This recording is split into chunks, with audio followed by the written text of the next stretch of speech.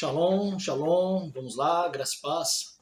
Aqui mais uma vez o professor Ronaldo vai com vocês, da nossa Torá Viva, do nosso canal. Está ali escrito ali, deixei gravadinho aqui no fundo da tela. Esse fundo aqui não é um fundo de chroma key não, tá bom? Isso aqui é um fundo real, tá bom? Estou aqui no meu escritório, aqui na parte da minha casa, onde eu seleciono os estudos para trazer para vocês, né, alguns ensinos todas as semanas aí das escrituras sagradas nos seus contextos originais, alguns estudos com fundamentos dentro das suas exegeses hermenêuticas, uma homilética que eu faço de discursar e ensinar as escrituras segundo a cultura nossa judaica messiânica. Bom, aqui hoje na Torá Viva eu quero trazer para vocês, eu vou lançar aí, eu vou mostrar para vocês aqui o estudo de hoje dos nossos livros, tá? Para quem não sabe, eu, como professor Ronaldo Vairá, sou escritor de 12 livros, né? Cada livro aí normalmente tem entre 40 a 60 páginas. E esses 12 livros nós ensinamos sobre o livro da lei, né? A Torá, a Tanakh, sobre a Bereshit, que é o livro do Novo Testamento. Existe o livro do Ruach HaKodesh, que é estudo do Espírito Santo, né?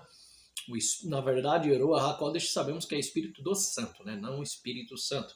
Então temos esse livro também que ensinamos nos seus contextos original, segundo a visão judaico-messiânica. Temos também o livro do Apocalipse, o livro do Bereshit, que é o livro de Gênesis 1 e 2, que é o livro Bereshit Bara e o livro Bereshit Reima e Logos. Temos também o livro Hesed, que é o livro Graça 1 e 2, Brit Hadashah, Novo Testamento 1 e 2, o livro Ruach HaKodesh, como eu disse, o livro Trindade, o livro Epístolas Ministeriais. Então é uma série de livros que temos aí de estudos, de ensino das escrituras no seu contexto original, para trazer um pouquinho mais de fundamento, entendimento, com base, com fundamento dentro dos históricos, escrito desde os pais, né, da igreja, do primeiro século, segundo século até o quarto século, segundo os seus manuscritos, as atribuições a qual eles atribuem os evangelhos, por exemplo, de Mateus, Marcos, Lucas e João, sabendo que não existe só esses evangelhos, existem outros evangelhos, né? Evangelho apócrifos, que é chamado assim, né? De Tomé, de Barnabé, Evangelho de Pedro, de Paulo e assim vai. Então nós tentamos aqui trazer para vocês alguns ensinos aqui dentro da Torá Viva, dentro do nosso canal, de uma forma um pouco básica, porém bem profunda e instrutiva para vocês estudarem. Hoje aqui, em um dos meus livros, a qual eu estou com os meus alunos, no estudo de hoje aqui, vamos tratar do livro da Tanakh 2. Adquira o livro, os estudos é muito bom, é muito interessante, vai trazer mais luz, mais fundamento, mais conhecimento para vocês aí, para ter um pouquinho mais de fundamento da sua crença, da sua fé no Deus de Israel, no Deus de nossos pais Abraão, Isaac e Jacó, mas com fundamento, porque hoje, como eu digo, né, até a fé, para ter fé, até a fé tem que ter base, tem que ter fundamento, tá? E o subtítulo, tá bom? De alguns títulos que você acha no índice desse livro, o subtítulo dele aqui é na página, olha aqui, olha só, é na página 23, tá? O subtítulo é esse aqui, ó, Fatos no Tempo de Caim e Abel, tá bom? Aí, ó, tô mostrando para vocês, grifando aqui de azul. Então nós vamos estudar, o subtítulo é esse, ó, Fatos no Tempo de Caim e Abel, tá? O que nós vamos aprender nesse livro aqui hoje? Olha só, que interessante, tá? Aqui vamos fazer uma hermenêutica, ou seja, uma interpretação da história do livro de Gênesis, tá? E ali o fato está sobre Caim e Abel, no hebraico Caim ou Hevel, tá? E depois aqui eu vou trazer para vocês o significado, na verdade, do nome de ambos no estudo. Bom, fatos no tempo de Caim e Abel.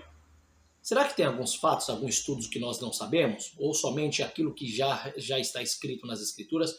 Somente aquilo que está descrito no livro de Gênesis sobre Caim e Abel já é os fatos empírico e explícito para todos, para entender o suficientemente o fator do que ocorreu, a morte de Abel, sobre o ataque do próprio irmão, por que Caim atacou.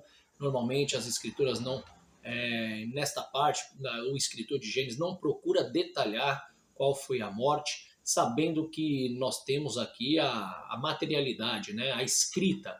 Porém, antes da escrita veio a oralidade, ou a oraliteratura.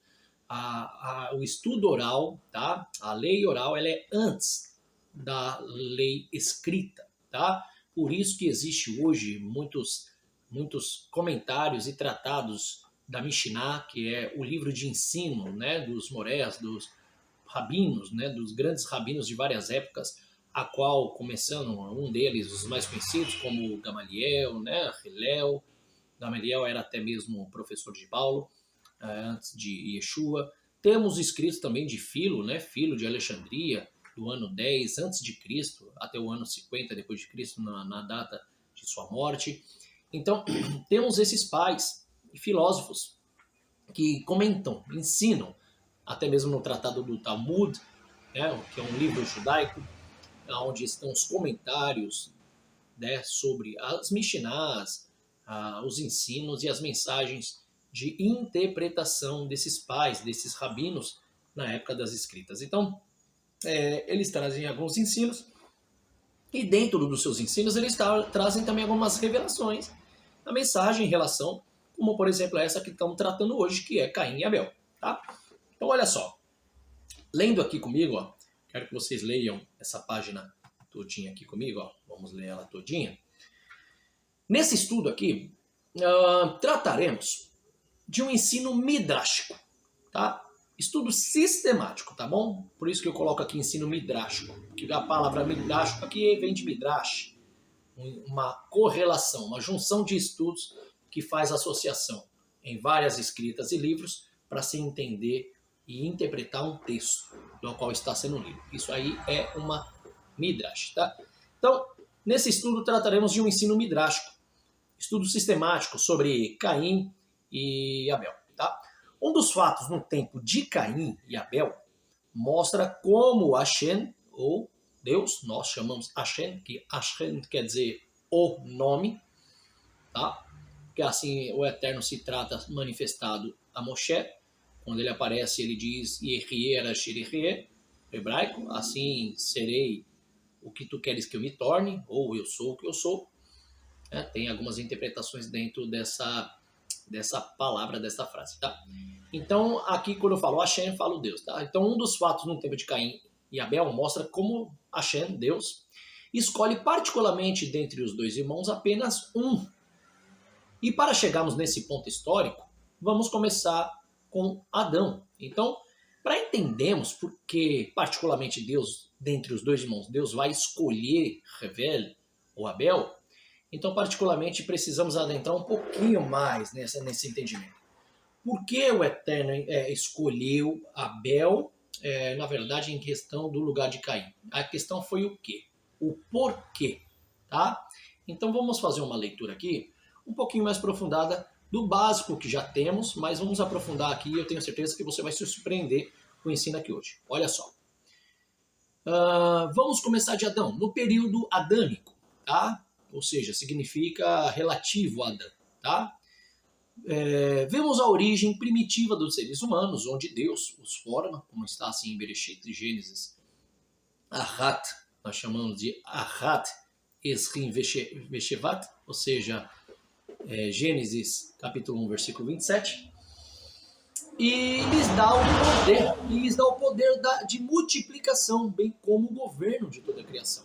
Tá? Então, no período adâmico, nós vemos a origem primitiva dos seres humanos, onde Deus forma o ser humano, ali em Gênesis 1, 27, e dá o poder a este homem, a este primeiro ser, da multiplicação, bem como também o governo da criação, a qual Deus cria e concede isso nas mãos de Adão. Tá?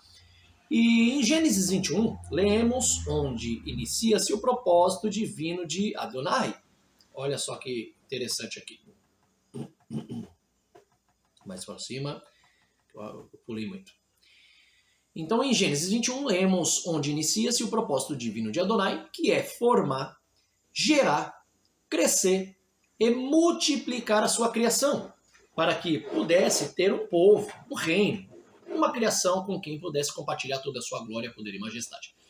Em alguns ensinos que eu trouxe aos meus alunos, nessa parte aqui, ó, nesse episódio desse ensino aqui, quando Deus ele inicia-se o seu propósito, que nós chamamos de propósito divino, qual que é o início? O que ele faz ali no início do seu propósito divino, que é a criação?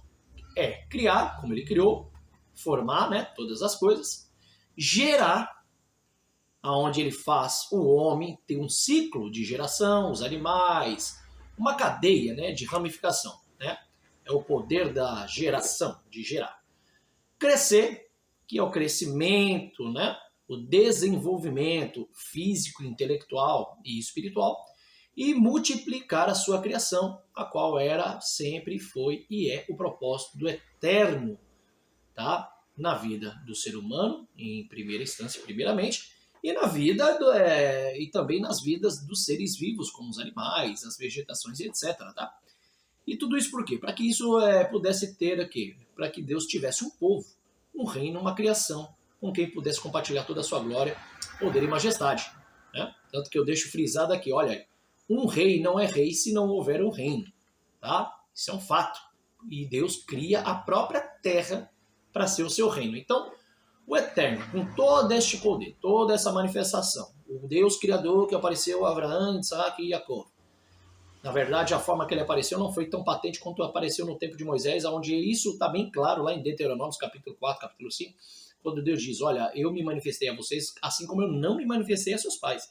Tá? Eles me conheceram de ouvir, de uma forma oral, viram as minhas manifestações, as minhas glórias, os né, os mandamentos, as leis que eu vos enviei, mas a vocês eu estou dando a conhecer. E aí ele está fazendo uma referência em Êxodo 19, da sua manifestação no Monte Sinai, como também em Êxodos capítulo 3 e capítulo 6, quando o Senhor faz a aparição através de um conceito de representatividade, que ele aparece através de um anjo.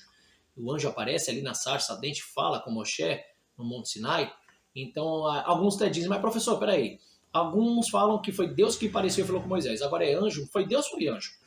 Ali aparece um anjo, está escrito que um anjo aparece, por mais que seja um anjo, ele está como Deus ali. Como assim? Porque na tradição judaica, nos ensinos judaicos, nas escolas, aprendemos que existe um conceito chamado conceito de representatividade.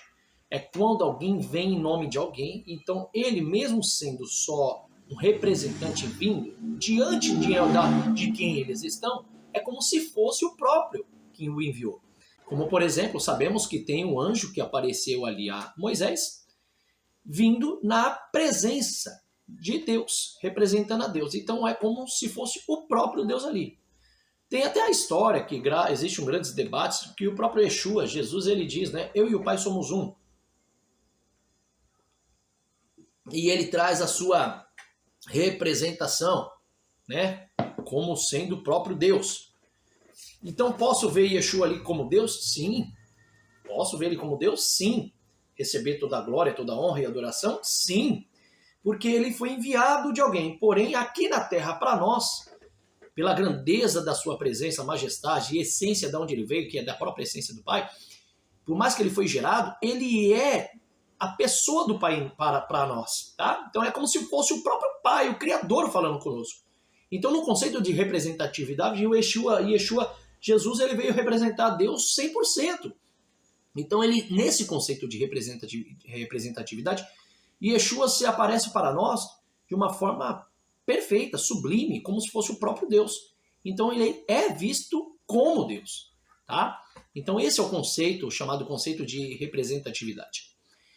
E o interessante, que nessas manifestações, voltando aqui ao assunto, nós vemos que Moisés recebe, né, a manifestação do Eterno. E para que Deus escolhe Moisés? Por que Deus escolhe a nação de Israel, o povo semita, da linhagem de Abraão? Por que o Eterno faz isso? O Eterno faz porque ele cria os céus e a terra, que é essa terra, o planeta ao qual, pelo seu próprio objetivo, ele, né, propôs trazer a vida humana, ainda que existem muitos estudos aí e conceitos de que possa existir vida e outros planetas e tal, até porque hoje não comprovadamente não foi manifestado isso de uma forma científica até, né? Mas Deus escolhe para colocar o humano, e isso é certeza, né? Estamos aqui, eu aqui agora falando com você, que o Eterno escolhe essa terra e implanta o homem, segundo as Escrituras, dizendo a sua imagem e semelhança. Em alguns livros do tratado chamado Bereshit Rabbah, que é o livro dos comentários rabínicos, os rabinos dizem que quando Adão foi formado, ele foi formado segundo a imagem e semelhança de Deus. Porém, após Adão pecar e ele coabitar com a mulher e gerar filhos, os seus filhos que nasceram, como Caim, Abel, Sete e assim sucessivamente, eles foram feitos imagem e semelhança do homem e não imagem e semelhança de Deus. Porque quando Adão peca e Eva peca, após os seus pecados, o homem possa ter filhos e gerar filhos. E os seus filhos não nascem segundo a imagem e semelhança de Deus. Eles nascem segundo a imagem e semelhança do homem. Ah, professor, mas eu aprendi que as escrituras, as pregações, os pastores, a teologia ensina que nós somos imagem e semelhança de Deus. Então quer dizer que nós não somos imagem e semelhança de Deus? Eu tenho o costume de responder como os rabinos, sim e não. Como assim? Duas respostas, sim. Eu digo primeiramente não, porque nós nascemos de geração pecaminosa, do homem após o seu pecado, de uma carnalidade ou uma relação de pecado. Então não temos completamente a imagem e semelhança de Deus. Mas posso dizer também sim, porque se tornamos imagem e semelhança de Deus, porque a palavra tselen, imagem, e demut, semelhança, tselmeno e kidmuteno, segundo a imagem e segundo a sua semelhança, essa imagem e semelhança não é física, tá? Porque o Eterno também é um espírito e um ser que não tem corpo fisicamente, tá? E a palavra demut, semelhança, significa os seus aspectos, as qualidades e características internas, tá? Poder de formar, de gerar, de pensar, de compreender as coisas, de ter inteligência, tá? De se comunicar. Isso é o poder do demut, da semelhança. Por isso que nós somos semelhantes a Deus, porque temos poder de comunicação, de informação, de receptar, enviar e receber mensagens, além de receptar essas mensagens, receber intelecto de traduzi-las, de interpretá-la, de começar a formar e criar as coisas, ter pensamentos, sentimentos, emoções, tudo isso induzido dentro da palavra demut, semelhança. E a palavra tselen, tselmeno, projeção, sombra, né? Isso significa a imagem. É como se fôssemos formados de uma forma vinda de alguém. Mas peraí, se Deus falou façamos, e ele não tem um corpo e ele é espírito, então como nós somos a tselen de Deus? Como nós somos a projeção de Deus, a sombra de Deus? Como nós temos uma imagem corpórea de Deus? Exatamente, porque a palavra tselen pode-se dizer sombra ou forma, ou xerox, segundo a língua hebraica. E aí, dentro desse ensino, entendemos que Deus, antes de criar o homem, Deus já tinha em sua mente poderosa e onisciente, que nós entendemos assim, que é dar existência àquilo que não existe como já existisse, isso é até bíblico que está escrito. Então o Senhor traz um ensino perfeito, ele vai mostrar que ele tem o poder de criar, mas antes de criar ele já sabe o que iria criar, o que iria fazer e como vai fazer. E aí tem um estudo que nós temos segundo a visão messiânica, judaico-messiânica, não só nós judeus messiânicos, mas também todos os nossos irmãos amados Cristo Jesus, que o Eterno tem a ideia de criar o homem segundo a imagem de seu filho, porque Deus já tinha na sua mente a projeção de como seria o seu filho, a imagem do seu filho de uma forma humana dentro dessa terra, que ele deveria ter um corpo, uma matéria humana, né, que a palavra terra vem da palavra humus, né, ser vivente, humano vem de humus, né, terra, formação do pó, da terra. Então, para viver numa terra material, tem que ter um corpo material. Então, o Eterno já tinha o seu plano de trazer e criar, e, na verdade, gerar o seu filho na forma humana, e aí ele vai, pelas características do seu filho, usar ele como forma para formar os seres humanos. Isso é um estudo até midrástico e rabínico, muito interessante na cultura judaica. Tá? Então, o Mashiach, o Messias, ele seria o primeiro ser humano a ser criado, e aí você diz, mas peraí, Yeshua não foi criado o primeiro ser humano. Sim, mas na posição em que Deus está sendo onisciente, já pré-pondo a pré-formação do seu filho. Onde, vamos ler isso lá nas cartas, né, de Paulo, né?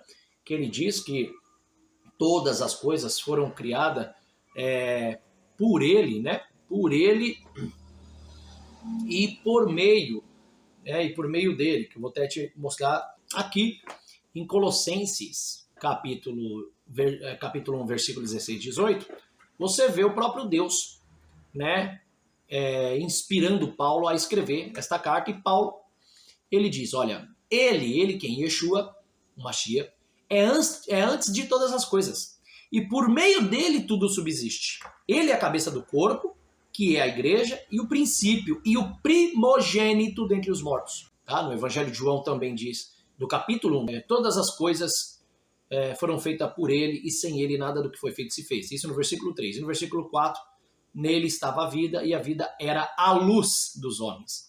Tá? É interessante esse versículo 4, né, que nele estava a vida, a gente fazendo uma exegese dos significados, tá, interpretativos da palavra isoladamente, como por exemplo a palavra luz. Se colocarmos essa palavra luz aqui, a palavra luz no seu significado dentro da sua exegese pode trazer como a palavra eternidade, tá? Eternidade, shilitá no hebraico controle, tzivil, vindo da palavra tzav, ordem. Então, nele estava a vida, e a vida era a ordem, o controle, a eternidade dos homens. Então, por isso que Yeshua veio para trazer essa eternidade que se perdeu no tempo de Adão. Adão foi o primeiro homem humano a ser criado? Sim, mas de que forma?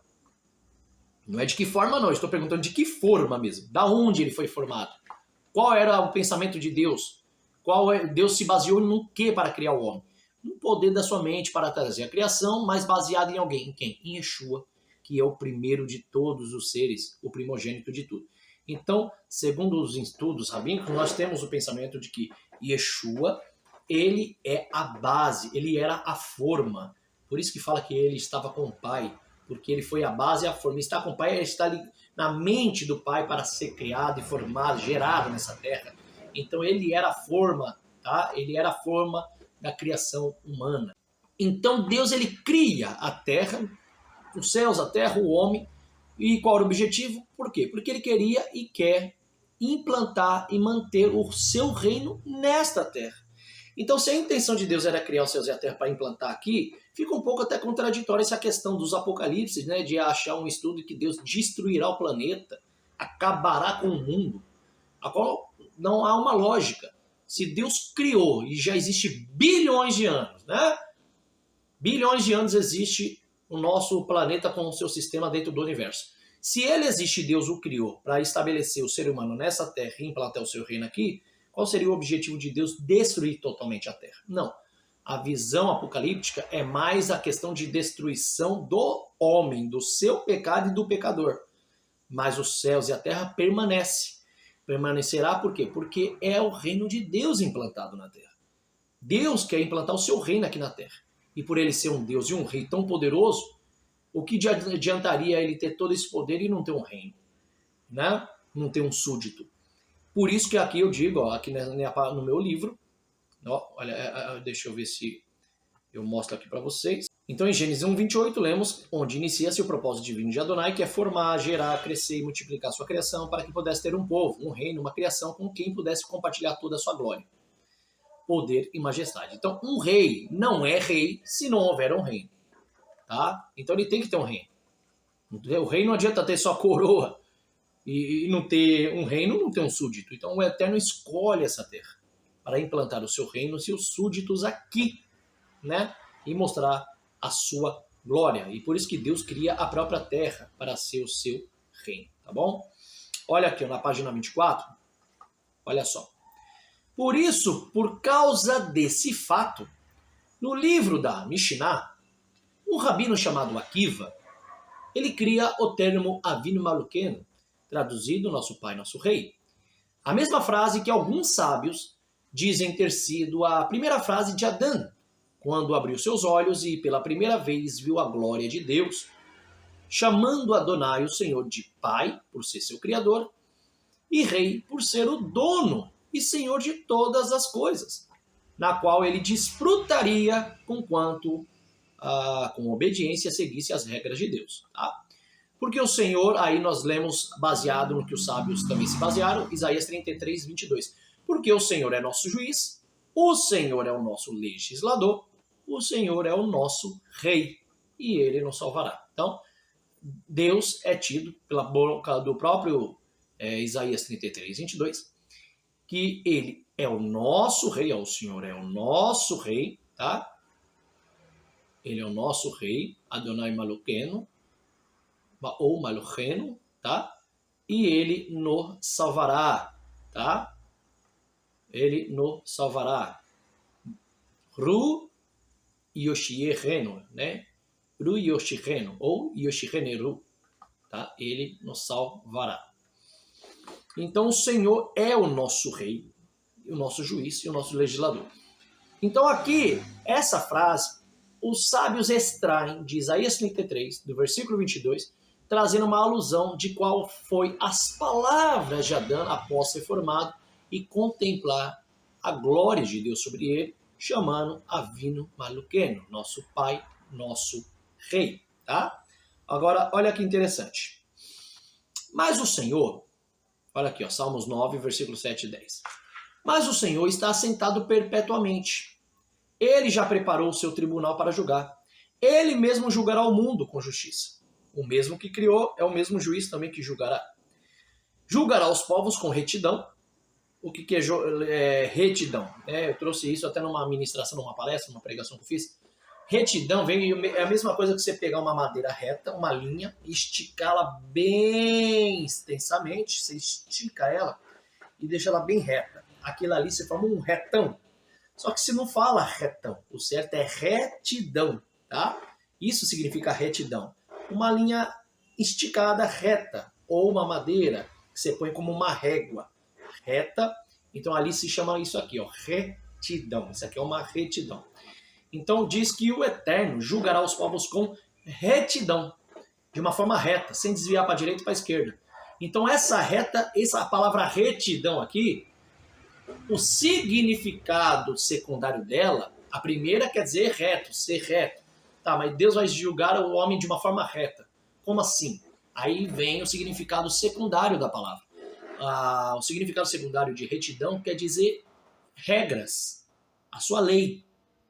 Então, para algo seguir, é a mesma coisa. Se você vai passar por uma corda bamba, para não cair de ambos os lados, você tem que tentar seguir de uma forma em linha reta. A regra é, para não cair, tem que seguir em cima da corda bamba de uma forma de linha reta. Então, a corda se torna praticamente uma regra para que você não caia. E aqui está dizendo que Deus, para julgar os povos, ele julgará com retidão. Então, ele julgará de acordo com a sua regra, de acordo com a sua lei.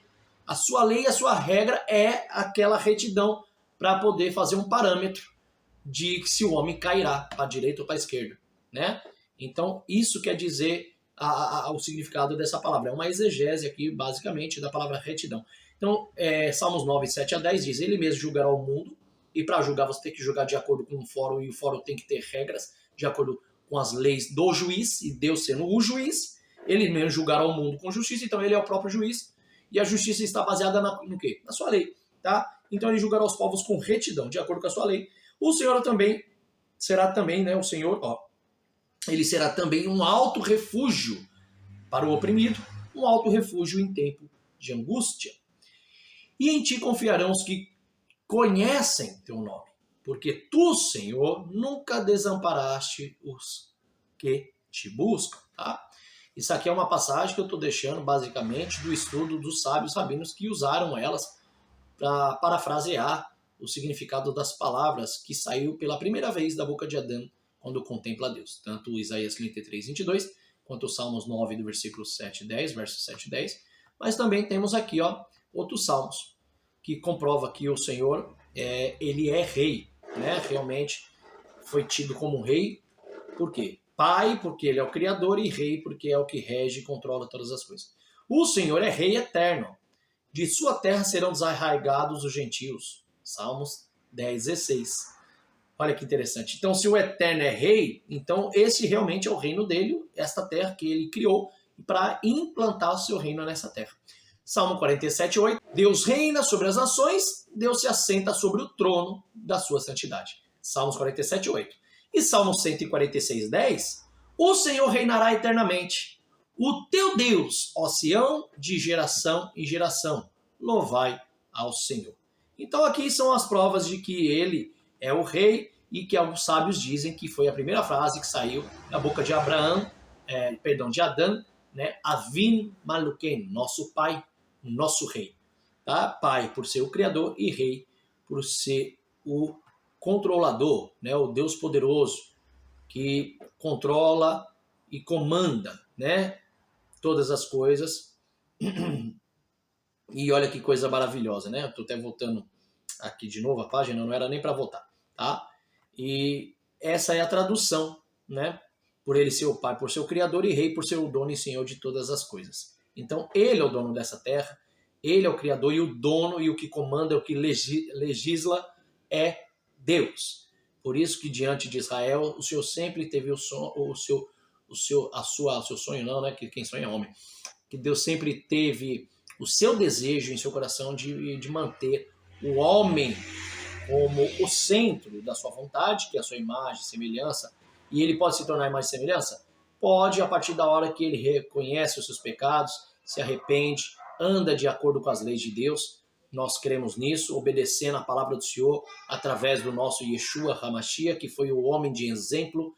Tá? Ele é a Torá para nós, a instrução de tudo. Então, quando você recebe Yeshua como o seu Messias e o seu Salvador, e crê que ele trouxe a salvação, que é o perdão das dívidas que você tinha com Adonai, para que daqui em diante, após você ser perdoado, você começar a seguir a lei de Deus e obedecê-la sem pecar, então você recebe esse reino e você passa a ser chamado realmente de imagem, semelhança de Deus, sim, tá? Então, olha só, esse rei que nós vemos aqui, temos prova em várias passagens bíblicas que ele é rei realmente, porque ele é o criador e dono de tudo. Olha aqui na página 25, continuando sobre o subtítulo de fatos no tempo de Caim e Abel. Neste mundo, Beriar, no hebraico, propriamente dito, torna-se a escolha de Adonai para se dar a criação daqueles que são chamados de sua imagem. Tá? Então Deus escolhe esse mundo, Tzalmenu vekdumotenu, e sua semelhança. A princípio, o homem era apenas um súdito de Deus. Mas como assim? Eu vou explicar para você o que é o súdito no hebraico Nashar, tá? Nashar Elohai, tá? Súdito de Deus. O que é Nashar? Nashar é um verbo que significa fazer ou tomar um empréstimo, tá? Porém também pode significar exigir que se preste conta. Então, quando Deus cria o homem, Deus entrega tudo nas mãos do homem. A criação, o poder da criação, o poder de dar o nome a toda a criação, o controle dela. Porém, sabendo que por ele ser o dono da criação, ser o criador de todas as coisas, a terra continua sendo dele e tudo que há nela. Então o homem apenas está aqui usando aquilo que é de empréstimo. É a mesma coisa que você ser um arrendatário, né? Você arrendar uma terra que não é sua, você arrenda só para trabalhos e meio de sobrevivência, de exercer sua profissão e também de produzir grandes frutos na terra para outros comerem e beberem e você também desfrutar dela. Mas sabendo que a terra não é tua, você só apenas arrendou, tá? Você só arrendou a terra. Então você deve prestar contas ao dono da terra sempre, nos seus momentos bons e ruins dessa terra, tá? Então você está ali cuidando daquela terra como um empréstimo, ela não é totalmente tua. Não foi você que a dominou, a formou, a construiu, a criou. Existe o criador dela. Então você só recebeu como um arrendatário. E existe até uma parábola de Jesus dos arrendatários que tentaram tomar. Jesus vai fazer esse ataque dessa parábola diante dos mestres da Torá. Ele diz que Deus arrendou. Deus era o dono da terra e arrendou. Ele emprestou ao homem, só que o homem quis dominar a terra dele, dizendo, vamos matar o filho, que assim a gente vamos tomar conta da terra. E aí ele espancou alguns servos, matou e feriu outros. Aí tá lá na parábola que a gente pode ler aqui. Se eu não me engano, ó, olha aqui, Mateus 21:33, tá? Que Jesus vai fazer essa parábola e ele diz, ó, e mais, né? Atentai para esta parábola. Havia um certo homem proprietário de terras que plantou um campo de videiras, ergueu uma cerca ao redor delas, construiu um tanque para prensar as uvas e edificou uma torre. Finalmente arrendou essa vinha para alguns vinicultores e foi viajar. Versículo 34. Chegando a época da safra, enviou seus servos até aqueles lavradores para receber o seu dividendo, né? Receber os seus valores, seu salário. Só que aí vai dizer, né, que Mateus 21:33 até o 38, que alguns deles bateram, outros deles espancaram e etc. Então, Jesus estava fazendo aquela parábola para mostrar que a terra pertencia ao Criador. Só que o homem estava querendo dominar aquilo de Deus. O homem estava querendo dominar o reino de Deus com as suas leis, as suas regras, como se fosse dele. Como se ele fosse o criador daquela terra. Como se ele fosse o criador daquele reino. É isso que Yeshua estava fazendo. Que aí Jesus vai fazer um debate, depois vai logo dizer: o reino de Deus foi tomado de vós e dado a outros. Que aí eles estavam entendendo que Yeshua estava falando deles. E eles tentam atacar Jesus e matar Jesus. Então o homem, para Deus, é como súdito. O homem foi criado à sua imagem e semelhança, mas nessa terra de Deus ele é um súdito. E o que é a palavra súdito? Súdito vem do hebraico nachar. Tá? A palavra nachar é um verbo que significa fazer, tá? Ou tomar um empréstimo.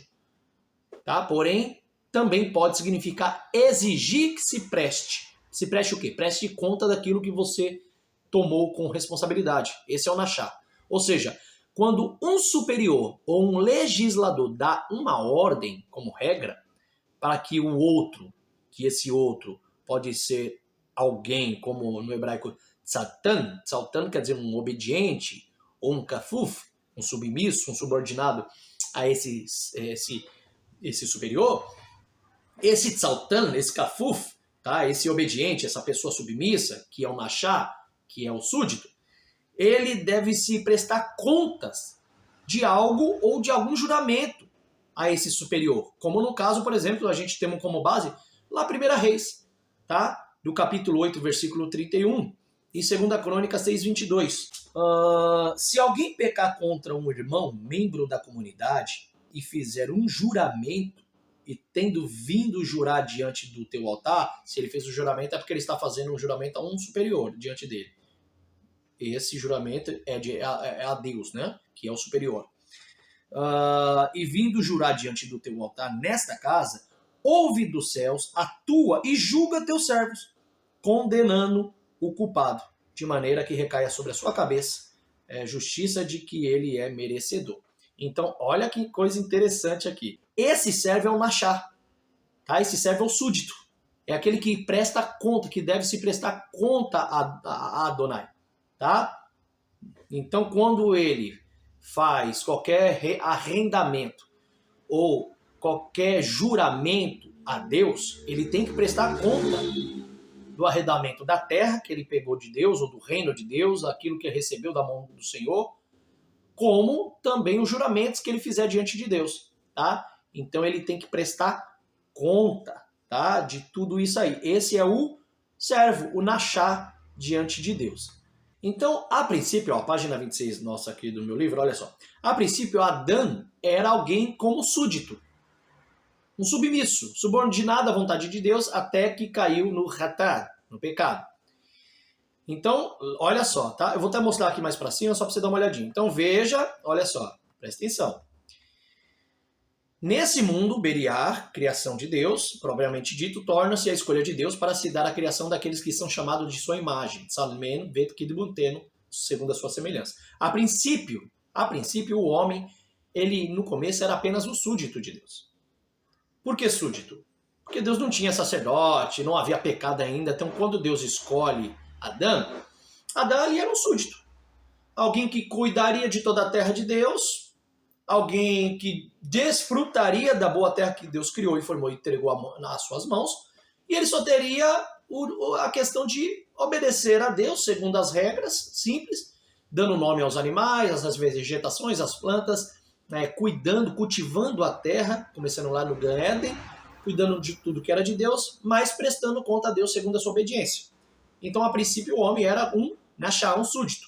O que é o nachá, como eu disse para vocês aqui, está escrito aqui na minha página. O nachá é o quê? É o verbo que significa fazer ou tomar um empréstimo, porém pode significar exigir que se preste, ou seja, quando um superior, Deus, ou legislador, dá uma ordem como regra para que o outro, esse outro Adão, o exemplo aqui, que é um tzaltan, um obediente, ou kafuf, no hebraico submisso, preste contas de algo ou de juramento. Então, Adão só tinha que prestar contas do seu trabalho ao Criador, mais nada, tá? Aí, uso como base, aqui, ó, 1 Reis 8:31 e 2 Crônicas 6:22, onde se exige que preste juramento. É o que está escrito aqui, que eu estou mostrando para vocês, tá? E olha, nós lemos 1 Reis 8:31, que já fiz a leitura aqui com vocês, tá? Eu fiz a leitura aqui para vocês. Porém, olha só. Tem essa parte aqui também, de 2 Crônicas 6, 22, 24, que eu fiz a leitura aqui com vocês também. Tá? Se alguém pecar contra o seu companheiro, membro da congregação, e o fizer prometer sob juramento, e ele vier a jurar diante do teu altar, nesta casa, ouve do céu, age e julga teus servos. Tá? Retribui ao ímpio de tal modo que seu caminho de vida recai sobre a sua cabeça, e justifica aquele que está certo, retribuindo segundo a sua justiça. Então, aqui nessa passagem das Escrituras, vemos que o servo aqui, quando ele presta juramento, por que ele está fazendo juramento? Porque tem alguém superior a ele. Então ele presta conta a esse superior. E o superior aqui era quem? Deus, que ele fazia um juramento diante do altar. Isso aqui no hebraico é chamado de Nashar, alguém que presta conta a alguém superior, tá? Que é o Tzartan, né? Ou Kafuf, que é alguém submisso, tá? Um servo submisso a esse Senhor que é Deus. Então, na página 26, ó, a princípio, olha só, vamos ler aqui, ó, na página 26, ó, a princípio Adão era alguém como um súdito, um submisso, subordinado à vontade de Deus, até que caiu no pecado, na ratá, contra Deus desacatando uma ordem direta dentro do seu reino. Está lá em Gênesis 2, 16, 17 e Gênesis 3, do 1 ao 24, fazemos essa leitura lá. E daqui em diante, o Criador não apenas terá súditos. Depois do pecado do homem, agora Deus não terá só... Antes não havia o pecado, não havia morte, não havia desacato, então Deus só precisava dos súditos. Os súditos não haveria necessidade de sacerdote nem nada, porque não havia pecado. Sacerdote só existe por causa que existiu o pecado. É igual, polícia só existe porque existe bandido, né? Mas eu ainda vou explicar isso aqui. Então, daqui em diante, o Criador agora não apenas terá súditos após o pecado de Adão, mas também terá Kohanim, sacerdotes. Sacerdotes entre súditos. Deus teria que escolher sacerdotes entre os homens agora. Mas como que Deus faz para escolher agora sacerdote dentro do homem que estava agora no pecado? Não o pecado igual de Adão, como ele pecou, mas agora o homem conhece o que é pecado. E o pecado é a transgressão da lei de Deus. Então o homem era passível agora de pecar várias vezes e de falhar todo o tempo. Mas e agora? Como que Deus escolheria sacerdotes, Kohanins, em lugar de todos os seus súditos? Então vamos ver aqui. Ó. É daqui em diante que o Criador não apenas terá súditos, mas também terá Kohanim, sacerdotes entre súditos, para intermediar entre os homens que com certeza caíram em pecados semelhantes e até diferentes de Adão. Leamos, por exemplo, aqui Romanos capítulo 5, Paulo falando disso. Vamos fazer essa leitura, Romanos capítulo 5, versículo 12 ao 17. Olha só. Tudo funciona da seguinte forma. O pecado entrou no mundo por meio de um indivíduo. E mediante o pecado, a morte. Desse modo, a morte passou para toda a raça humana, porque todos pecaram. Versículo 13. O pecado já estava presente no mundo. Então existia um certo tipo de pecado. Como assim? Simples. A doença existe no mundo. Tá? Mas nós não sabemos o que é essa doença sem ser contaminados. E quando a gente contamina, porque a gente age, faz alguma situação ou algo recorrente que vai trazer um problema na nossa vida física e trazer um certo tipo de doença, coisas que não se devia se fazer. Mas como eu vou saber lá no começo, Adão, como ele saberia o que fazer ou não, comer ou não? Se ele não conhecia nada do que era morte, do que era doença. Mas ele tinha certas regras que Adonai concedia a ele. Sobre os frutos, alguns sábios dizem que ele sabia até os frutos que ele poderia comer até para manter a sua saúde íntegra, as que ele não podia comer. Só que aí ele vai e entra em desacato. Então, Paulo, mesmo aqui escrevendo, se é que Paulo que escreveu essa carta, mas foi atribuído a Paulo, ele diz no versículo 13 que o pecado já estava presente no mundo. O pecado já estava presente no mundo antes de a Torá ser outorgada, antes de a lei ser dada, materializada. Mas o pecado não era contado dessa forma, enquanto não havia lei. Então, se não houvesse lei para ensinar o que era pecado, o pecado tinha, mas não seria dado em conta se não houvesse lei. Ou seja, o homem não saberia o que é ruim ou bom, o que te afeta ou não afeta, se não criasse uma regra e não participasse daquilo, agisse para saber se é bom ou não. É o chamado do teste científico, tá? Vamos dizer, por assim dizer agora, a princípio, tá? Lendo aqui, olha só. Então o pecado já estava presente no mundo antes de a Torá ser outorgada, mas o pecado não era contado desse modo enquanto não havia lei. Entretanto, a morte regeu de Adão até Moisés, mesmo sobre aqueles cujos pecados não era exatamente igual à violação do mandamento direto perpetrado por Adão. Nisso, Adão já prefigurou aquele que viria. Entretanto, o presente gratuito não é semelhante à ofensa, à transgressão. Pois se, por meio da transgressão de um homem, muitos morreram, então quanto mais a graça de Deus, isto é, o presente gracioso de um homem, Yeshua, o Messias, excedeu a muitos. E aí você pode continuar na Bíblia. Por isso Deus levanta agora sacerdotes para que aparasse os homens, no qual estavam contaminados pelo pecado, e os mesmos sacerdotes os separavam dos pecados de acordo com as regras e liturgia da Torá, para que não houvesse uma total contaminação da humanidade dentro do reino de Deus. Então, olha aqui, ó, isso aqui que fica interessante, tá? Olha que coisa interessante. Isso que chama atenção, tá bom? O que chama atenção é isso aqui, ó. Então Paulo diz que havia pecado no mundo. Ou seja, de uma certa forma, existia coisas que não seriam propícias e boas à vida cotidiana do homem. Só que o homem não sabia ainda. Não sabia, porque não havia uma regra para dizer, ó, isso aqui é bom, isso não é bom. Então, às vezes ele passava pelo teste de se contaminar, de fazer o que tinha que fazer para saber se é bom ou não. É isso que Paulo está dizendo. O pecado existia no mundo, mas não era dado, não era tido em conta, não tinha relevância, não era importante, porque não havia leis que falavam nada disso. É igual a questão do... nós podemos usar aqui...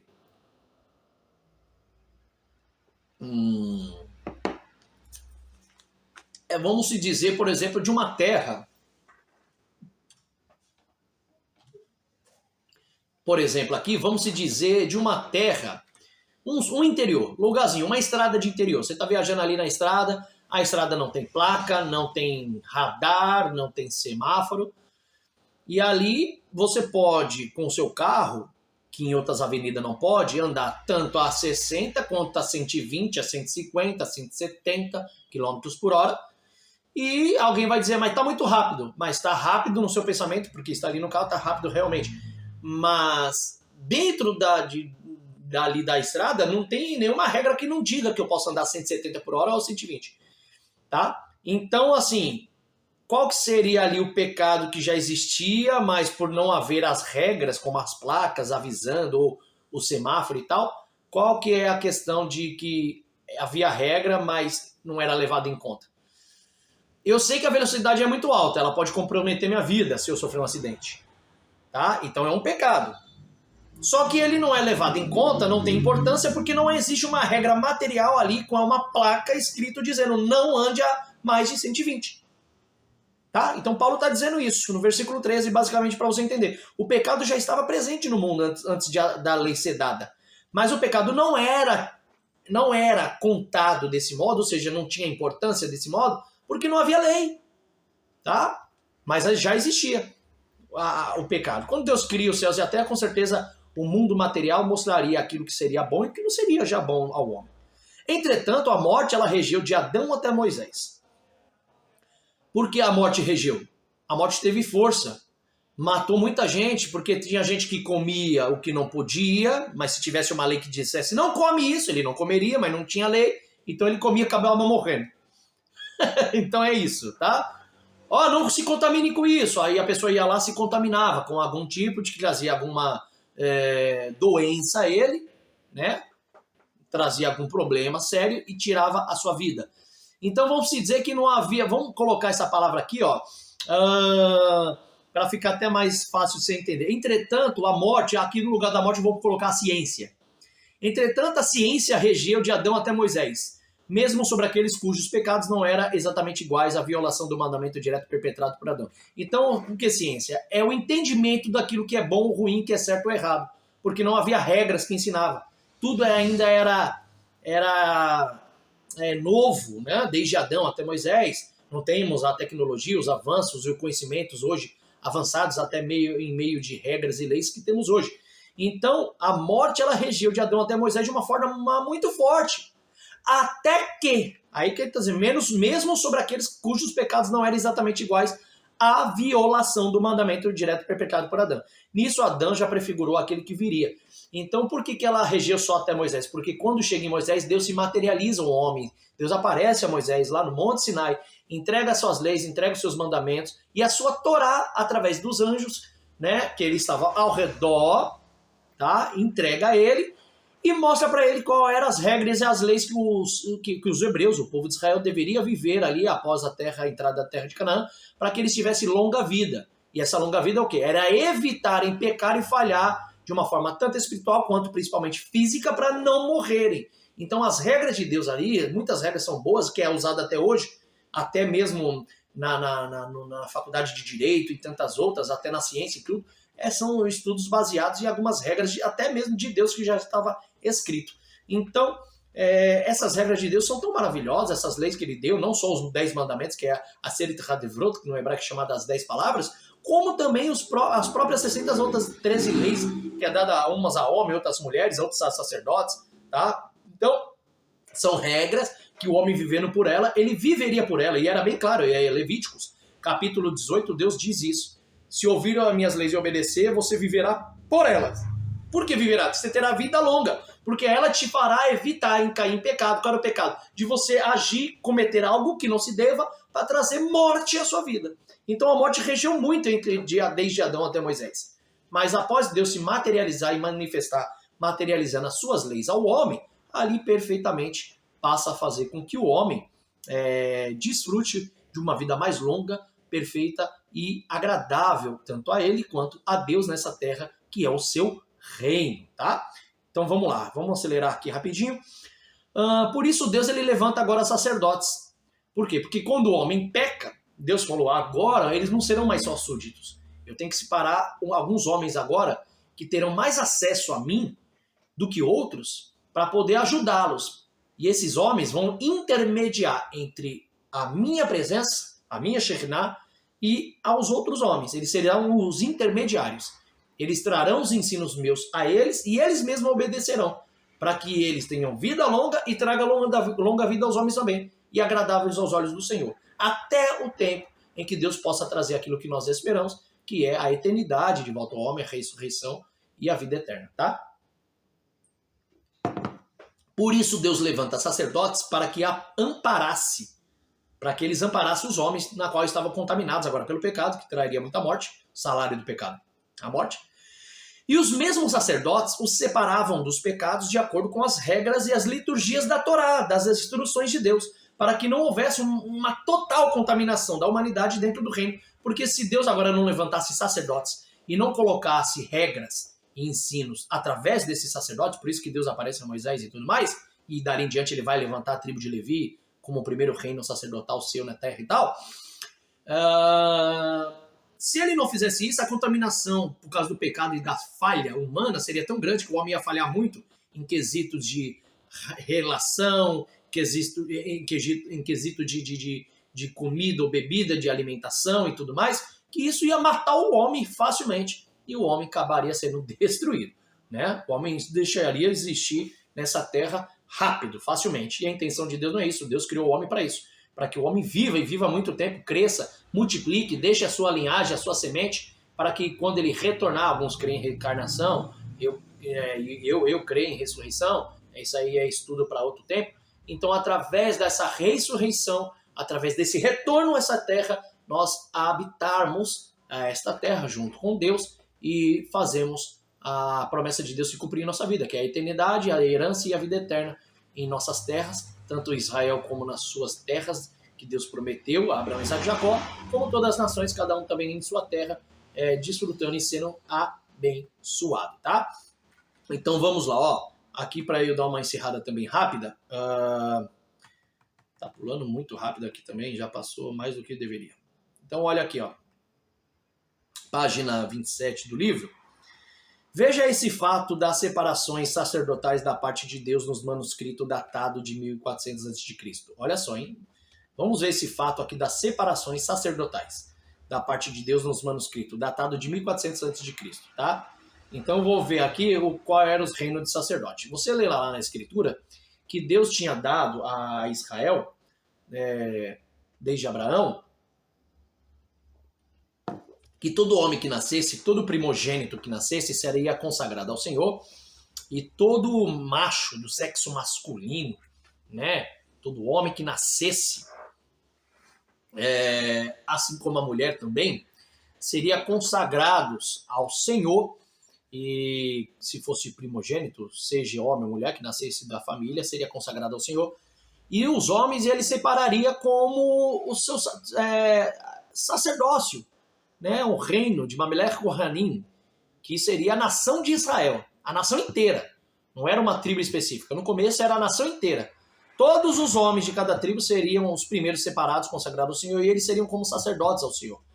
Tá? Esses foram os primeiros sacerdotes de Deus após o pecado no início, desde Adão. Tá? Mas vamos ver aqui pelo meu livro. Ó. Entre parênteses aqui eu coloquei, ó, lembrando, abre-se, né, vamos abrir parênteses aqui, lembrando que os fatos do êxodo podem ter ocorrido em 1400 a.C., porém as datas das escritas, cópias desses manuscritos aqui, datam-se por volta dos anos 600 a.C., tá? Onde havia as tradições escritas e orais da época.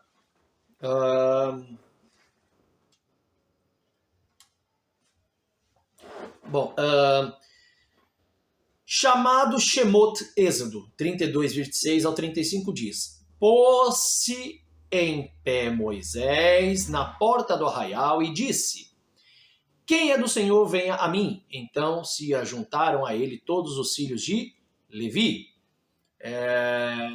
Essa passagem aqui, que faz as primeiras separações sacerdotais da parte de Deus nos manuscritos, essa parte do livro de Shemot, o livro de Êxodo, capítulo 32, 26 ao 35, é a parte quando vai haver o bezerro de ouro, o pecado do bezerro de ouro, onde o povo começa, além de dançar e se entregar a relações sexuais promíscuas, eles começam a sacrificar na idolatria do bezerro de ouro e tudo mais. E a fúria de Moisés é tão grande que Deus manda ele descer de lá do monte, mostra para ele o que o povo estava fazendo, e quando Moisés vai lá no meio, tem aquele bate-boca que ele faz com Arão, aquela repreensão forte também depois ao povo, e a ira tão grande para que deveria ser apagada a ira de Deus, para que não consumisse toda a nação dos hebreus e extinguisse ele ali, Moisés se põe de pé na porta do arraial e diz: ó, quem é do Senhor, vem até mim.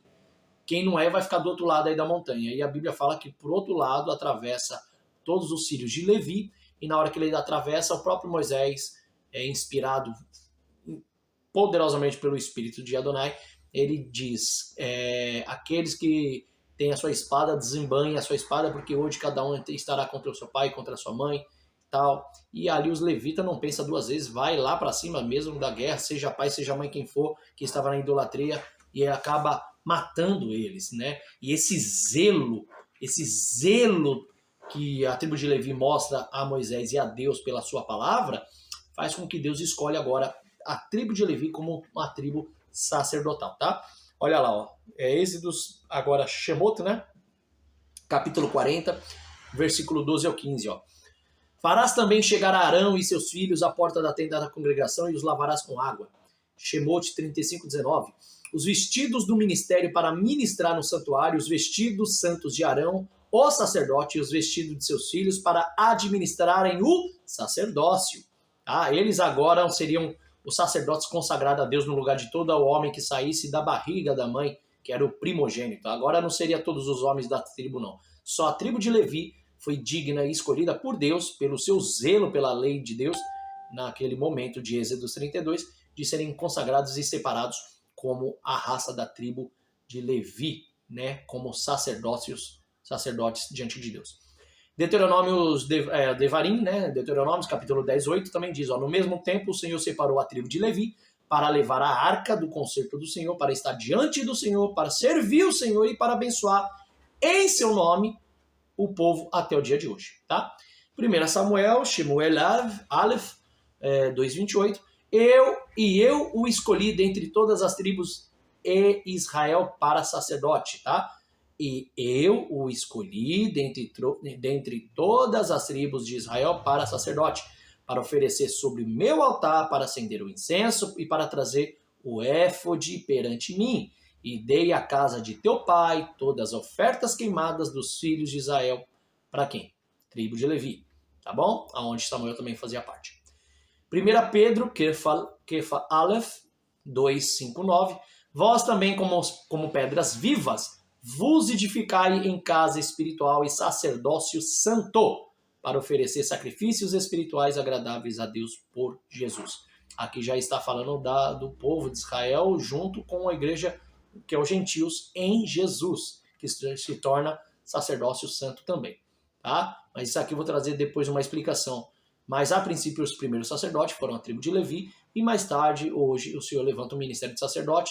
Eu quero que você foque na questão do sacerdote, o que é o sacerdote, o que tem a ver sacerdote com súdito, muita coisa diferente. Súdito é aquele que trabalha na terra do Senhor, presta conta ao Senhor, mas agora não tem aquele contato íntimo com Deus. Agora, quem teria contato íntimo com Deus seria o sacerdote, o sacerdócio.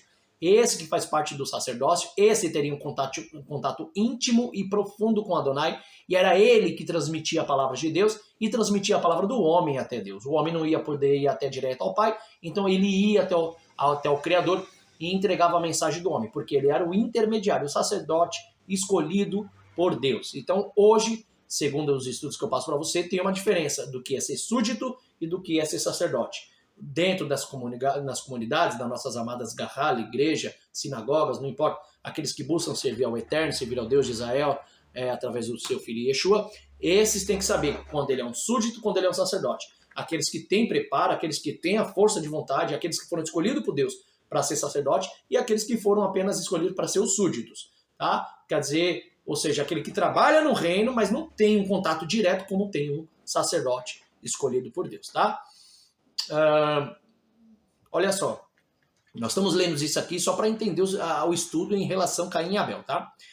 Um dos fatos, por exemplo, no tempo de Caim e Abel, mostra como Hashem, Deus, escolhe particularmente dentre os dois irmãos um que seria súdito, olha aí, e o outro como sacerdote. E para se ter uma noção ampla desse estudo, veja o que se diz lá no Talmud e nos comentários da Mishnah sobre o nascimento de Caim e Abel, sendo eles gêmeos, conforme lemos abaixo. Tá? Eles eram gêmeos. Olha só. No livro de Pirkei de Rabi Eliezer, Pirkei quer dizer as palavras do Rabino Eliezer, ele diz o seguinte, no capítulo 21:3. Rabino Miasha disse, Caim nasceu e sua esposa, sua irmã gêmea, com ele. Rabi Simeon disse-lhe, já não foi dito, e se um homem tomar a sua irmã, a filha de seu pai ou a filha de sua mãe e vir a nudez dela, e ela vir a nudez dele, isso é uma coisa vergonhosa? Já não estava escrito isso em Levíticos 21? Por esta palavra sabemos que não havia outras mulheres com quem eles pudessem se casar. E essas lhe foram permitidas, como foi dito, porque o homem tinha que crescer e multiplicar. Porque eu disse, o mundo será edificado pelo amor. Salmos 89:2. Com o amor o mundo foi construído e antes que a Torá fosse dada, materializada, o Rabino Joseph disse, Caim e Abel eram gêmeos, como foi dito, e ela concebeu e deu à luz com Caim, Gênesis 4:1, e naquela hora ela tinha uma capacidade adicional para gerar filhos, como está escrito, e ela continuou a dar à luz a seu irmão Abel. Antes de eu continuar, vocês perceberam que coisa interessante? Aqui no começo, aqui, ó, o Rabino Shimeon, né? Deixa eu mostrar aqui, olha só. O Rabino Miasha disse o seguinte, que Caim nasceu e a sua esposa nasceu junto. Quem era a sua esposa? Sua irmã gêmea. Com ele. Só que aí vem um debate. O Rabino Shimeon, ou Simeon, ele vai fazer um contraponto. Ele vai fazer um arrebate. Ele fala assim, mas peraí, se a irmã gêmea de Caim foi a sua esposa que ele casou, Como Deus permite isso? Sendo que Levítico está escrito, ó, e se um homem tomar a sua irmã, a filha de seu pai ou a filha de sua mãe, e ver a nudez dela, ou ela ver a nudez dele, isso é uma coisa vergonhosa. Não pode. Como você me explica isso, Rabino Miacha? O Rabino Simeão diz para ele. Levíticos 20, versículo 1. Aí ele fala, ó, por essas palavras aqui, ó, sabemos que isso, aí vai, o Rabino Miacha vai dar essa resposta, né? Ele falou assim, eu vou te dar a resposta. Por que Deus permitiu nesse tempo de Caim, mas não permitiu depois, agora, após a Torá ser ortogada a Moisés? Por quê? Aí ele vai dar uma explicação. E alguns dizem que Caim casou com a sua sobrinha neta, depois de um tempo que ele foi expulso, aí quando ele retorna, que ele foi embora, né, vagueou a terra, andou andante e errante após a morte do seu irmão que ele o matou. Aí com o tempo ele retorna e encontra-se com seu pai, a sua linhagem já bem desenvolvida e crescida, porque Adão e Eva teve muitos outros filhos e filhas depois de Sete. E aí ele fala, alguns estudiosos ou teólogos dizem que ele casou com a sua sobrinha neta, né? Então vamos lá. Aí ele diz, ó, por essas palavras, isso o Rabino Miacha dizendo, sabemos que não havia outras mulheres com quem ele pudesse se casar. Naquele começo era assim, e essas lhe foram permitidas porque era o começo da multiplicação humana. Por isso que Deus o permitiu, como foi dito. Porque eu disse, o mundo será edificado pelo amor. Aí ele usa isso como base o Salmos 89:2. Ele usa o Salmos 89:2 como base, dizendo, né, que o mundo será edificado, ou ser construído, gerado, multiplicado os homens e tudo mais, pelo amor. Tá? Com o amor, o mundo foi construído antes que a Torá fosse dada. Então, antes que a Torá viesse, por amor e bondade e misericórdia de Deus, ele permitia esses matrimônios e casamentos. Tanto que nós sabemos que o próprio Abraão, né, casou-se com a sua própria irmã, né, a sua meia-irmã, que era filha de seu pai, né, a Sara, né, Shara. Então, ele casou com a própria... Então, dá um entendimento, mostra-se que ainda era permissivo antes da manifestação literal da Torá ser dada e outorgada, tá? Então, aqui ele usa isso como base. Então, com o amor, o mundo foi construído antes que a Torá fosse dada. O Rabino Joseph disse, Caim e Abel eram gêmeos, como foi dito, e ela concebeu e deu à luz com Caim, Gênesis 4:1, naquela hora ela tinha uma capacidade adicional, ou seja, ainda um vigor e força para gerar filhos, como está escrito, e ela continuou, está escrito realmente assim, Gênesis 4:2, e ela continuou a dar a luz a seu irmão Abel. Então essa continuou, não é após um período de tempo, era a continuidade após o nascimento de Caim, que logo em seguida veio Abel. É assim que eles entendem e fazem a interpretação, dizendo que Caim e Abel eram gêmeos, tá? Onde que está escrito isso? Bereshit Rabá, que é o livro do Talmud, a Mishnah de Bereshit Rabá 36:3, segundo o Rabino Joseph, tá? Olha só, lê aqui comigo, Bereshit Rabá 36:3. Ela deu à luz mais uma vez seu irmão Abel. Abel era pastor e Caim era lavrador da terra. Ela deu à luz mais uma vez seu irmão Abel. Isso apoia o Rabino Yehoshua ben Korá, que disse, 2 entram na cama e 7 desceram. Tá? 2 entraram na cama e 7 desceram. E deu à luz 5 filhos ao mesmo tempo. Ela deu à luz mais uma vez seu irmão Abel. Ela deu à luz mais uma vez, mas não engravidou mais uma vez. Então ele está dizendo que ela deu à luz mais uma vez, não é que engravidou mais uma vez. Está dizendo que ela deu à luz mais uma vez na hora. Então, Caim nasceu e logo em seguida ela deu à luz mais uma vez, que era Abel. E não que ela engravidou mais uma vez. Eles usam essa interpretação, fazendo uma exegese dentro dessa passagem de Gênesis capítulo 4, tá?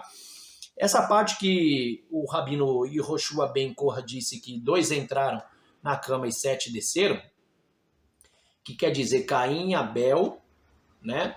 Caim, Abel, as suas 2 irmãs, né? Adão e Eva, e tem 7 também, que é o terceiro irmão, tá?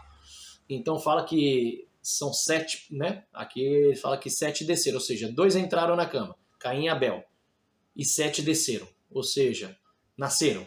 deu à luz a 5 filhos ao mesmo tempo, que era Caim, Abel, as suas 2 irmãs gêmeas e Sete. Né? Então eles estão falando desta forma, segundo os seus estudos, tá? E ela deu à luz mais uma vez, mas não engravidou mais uma vez. Isso é no Tratado de Bereshit Rabá 22.3, tá? Que está escrito. Olha que interessante nos livros talmúdicos das Mishnahs, as Midrashes dos rabinos, né? Então vamos até o livro de Gênesis 4 para estudarmos e descobrirmos algo surpreendente sobre Caim e Abel desde o seu nascimento, até o momento da morte de Abel pela própria mão de seu irmão. Mas vamos terminar aqui, tá? Vou parar só nessa página, mas peço que vocês prestem atenção aqui nessa página 29 do nosso livro, tá? Olha só que interessante. Deixa eu fazer essa leitura. Gênesis 4, do 1 ao 2. O homem se relacionou sexualmente com Havá, sua mulher, ela engravidou e deu à luz a Caim, aquisição no hebraico, significado, né? E disse, adquiri, né? Por isso que o nome dele é aquisição. Adquiri um homem da parte de Adonai. Versículo 2. Ela deu à luz também a Rebel, irmão desse. Isso aí consta na Bíblia de Der Stern, tá? A Bíblia judaica completa. Coabitou o homem, agora na Bíblia Shed, coabitou o homem com Eva, sua mulher. Esta concebeu e deu à luz a Caim. Então disse, adquiri um varão, com auxílio do Senhor. Depois deu à luz a Abel, seu irmão, como está escrito. No hebraico nós achamos escrito assim, ó.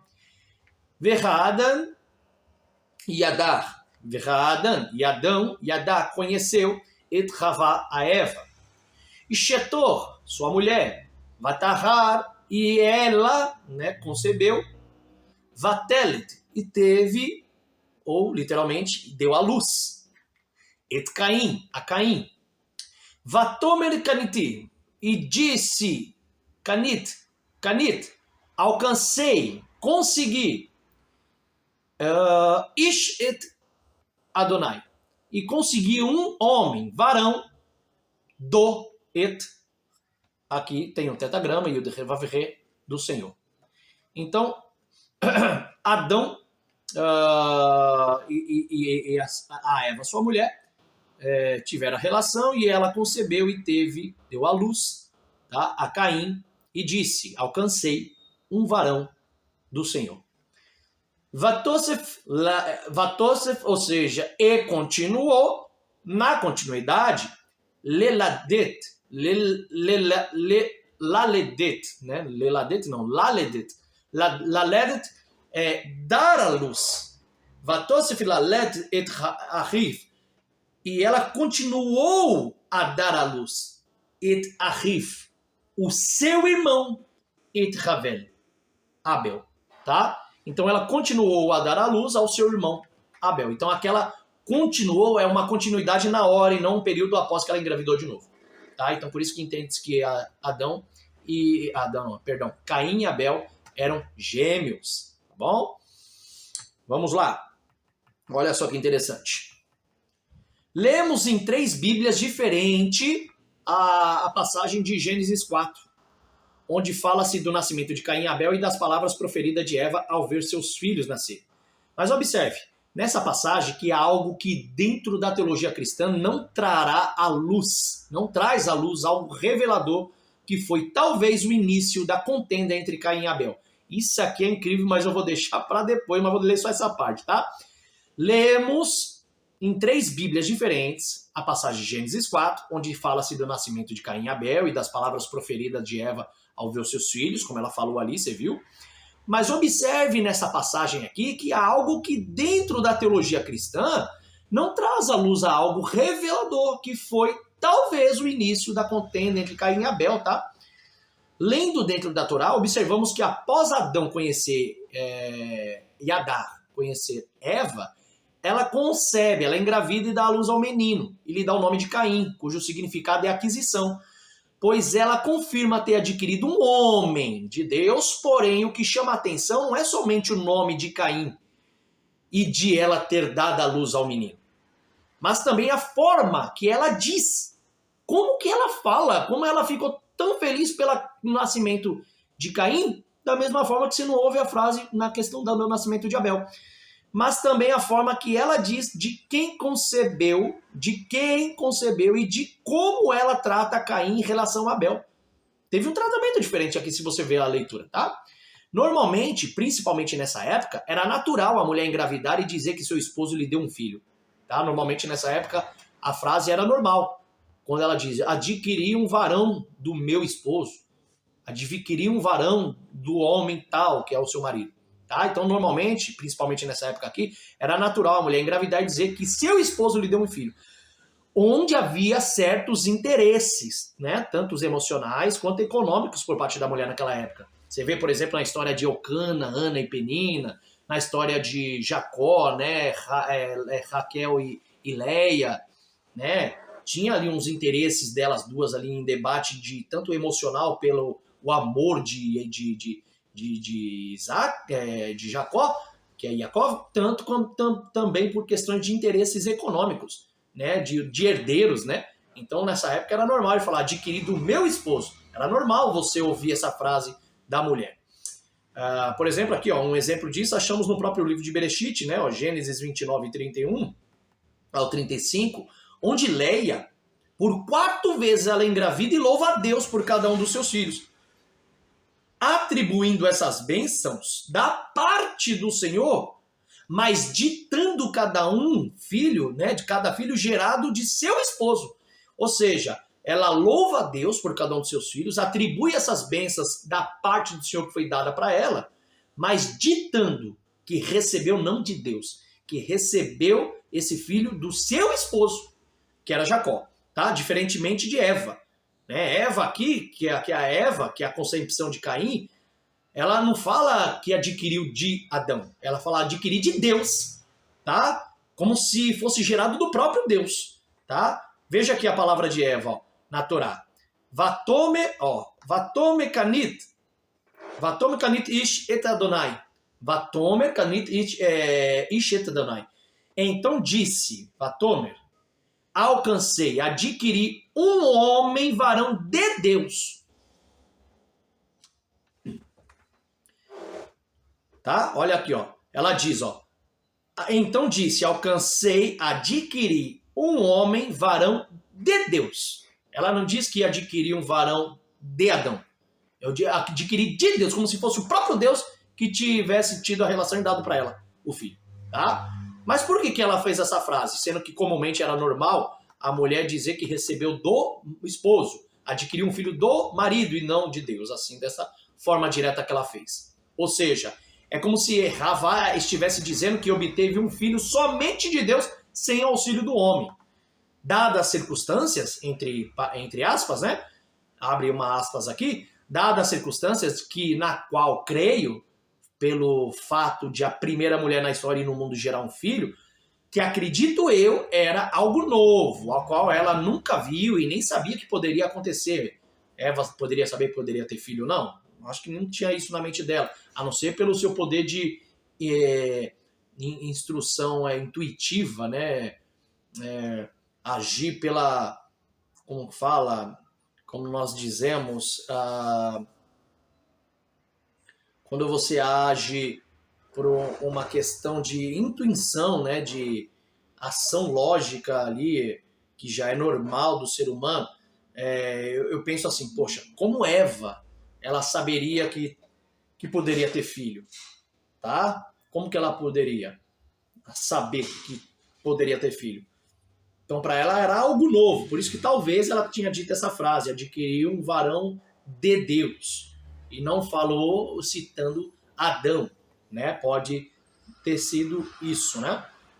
Então aí eu digo aqui entre parênteses, ó, dadas as circunstâncias na qual creio, pelo fato de a primeira mulher na história e no mundo gerar um filho, que acredito eu, era algo novo, a qual ela nunca viu e nem sabia que poderia acontecer, mesmo tendo sido alertada com a maldição de Deus em Gênesis 3,16, que ela, como mulher, daria à luz filhos e com muitas dores após o pecado no Éden.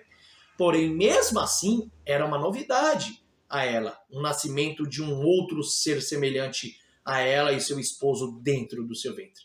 Para ela é algo novo, né? Então, se ela ela faz essa frase a Deus, que é talvez por instinto, como que a mulher sabia que poderia ter filho? Talvez o instinto nosso, nós temos um instinto, às vezes fazemos coisas por instinto que não sabia que podia, mas sabe fazer. É igual um bebê, uma criança. Tem criança que vai lá e segura o copo, alguma coisa e vai e põe na boca. Por quê?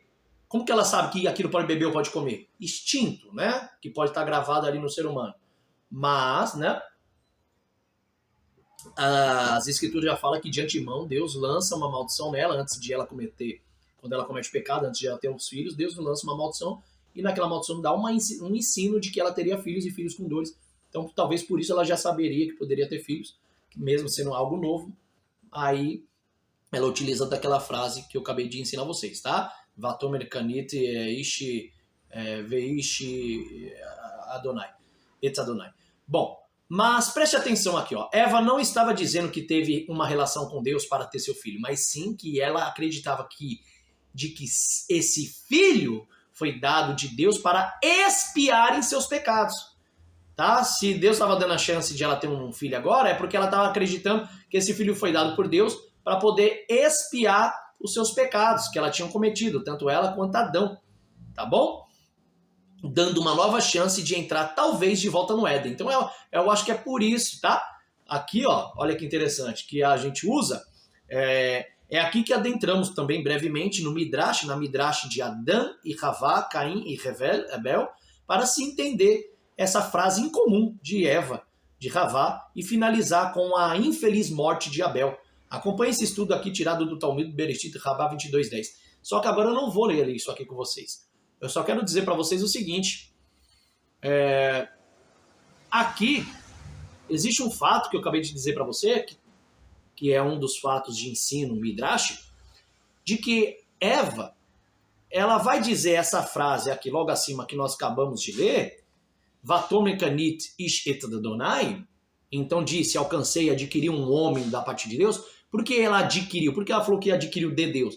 Porque ela estava acreditando piamente, uma das explicações e interpretações, de que por ela ter tido ao seu filho Caim, após o pecado, e ter sido expulsa do Éden junto com Adão e tudo mais, qual o desejo deles era retornar ao Éden, ela acreditou ali piamente que Deus estava dando uma nova chance, que é uma nova vida.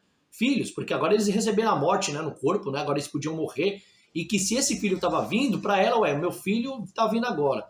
Meu filho vai conhecer a Deus como conhecemos. E ele não pecou, ele não tem pecado nenhum, uma criança. Tá? Então eu acho que é uma nova chance que o Eterno está dando para voltarmos ao Éden, voltarmos até a eternidade. Então o coração dela sobrepujou de alegria sobre a Caim. Por isso que ela vai dizer aquela frase, adquirir um varão da parte de Deus. Coisa que ela não usa a mesma frase para Abel. Ela não fala nada. Ela não fala. Se você ler, ela vai dizer que ela só dá continuidade. E teve também Eva a Abel. Ponto. A Bíblia só diz isso, mas não mostra uma alegria espontânea da mãe em relação a Abel, como mostrou a espontaneidade da alegria dela em relação a Caim. Então é isso uma das premissas que eu estou trazendo para vocês aqui nesse vídeo, que eu vou trazer no próximo vídeo. Vou deixar isso aqui por enquanto, para vocês entenderem sobre a história ali nos tempos de Caim e Abel, a morte de Abel, por que ele morreu pela mão do seu irmão, por que o irmão matou. Então, tudo isso inicia-se nesses estudos que eu estou trazendo para vocês aqui hoje. Eu espero que vocês assistam, que vocês também possam dar um like aí, compartilhar com outras pessoas para estudarem também. Qualquer dúvida, manda mensagem aí nos comentários, pode mandar, vou ter o prazer de responder. Temos também, além do nosso canal, temos um número no nosso WhatsApp aí nos nossos vídeos, tem as nossas redes sociais, que é as nossas páginas do Instagram e do Facebook. Entra lá, comenta, manda mensagem, compartilha, tá? E vamos entrar nesse estudo interessante, que é ensinado há muitos anos, até o primeiro século antes de Cristo, tá? Através dos estudos de Gamaliel, Hillel, do Rabino Akiva e muitos outros rabinos que estudaram no ano 168, 150, 130 a.C., que já tinham as suas Mishnás, tá? O Talmud ele é novo, o Talmud ele é do tempo do século 13 em diante, né, século 16, porém a Mishnah não, a Mishnah é mais antiga até que o nascimento de Jesus, tá? Ela veio antes do nascimento de Jesus aqui na Terra. Então a Mishnah já eram os comentários de ensino dos mestres e sábios da época em relação à Torá, em relação aos históricos do livro de Gênesis e todos os outros livros. Então eu peço para vocês que vocês comentem aí, mande uma mensagem, compartilha, dá um like, ajuda o nosso canal, me ajude nesse canal para poder cada vez mais trazer mais ensino para vocês. E vou mostrar para vocês no próximo vídeo a continuidade do porquê que Caim matou seu irmão, por que Abel morreu, por que Eva falou que adquiriu um homem da parte de Deus e não citou o seu marido. Isso vai ficar interessante para vocês aqui.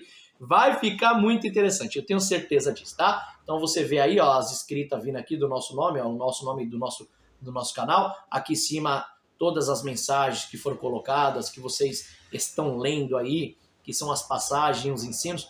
Peço que você medite e vocês verão esses ensinos mais ainda maravilhosos que vamos postar aí no nosso canal aqui da Torá Viva, tá bom? Então eu vou deixar só isso aqui, que Deus possa abençoar vocês, que o Senhor vos abençoe e vos guarde, né? E varecha Adonai veishmirecha, yarer Adonai panavelecha vechuneka, itzar Adonai panavelecha vayasen lecha shalom. Que o Senhor vos abençoe e vos guarde, resplandeça o rosto sobre ti, tenha misericórdia de ti, que o Senhor sobre ti coloque o seu rosto e dê a vocês, dentro de vocês, a paz.